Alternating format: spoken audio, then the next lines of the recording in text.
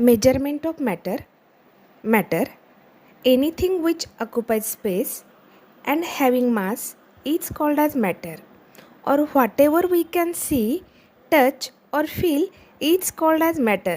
म्हणजेच जे काही जागा व्यापू शकतात, ज्याला वस्तुमान आहे आणि जे आपण डोळ्यांनी पाहू शकतो, स्पर्श करू शकतो किंवा अनुभवू शकतो, त्याला मॅटर किंवाच बाब वस्तू असे म्हणतात. Matters are divided into elements, compounds and mixture. Now law of conservation of matter.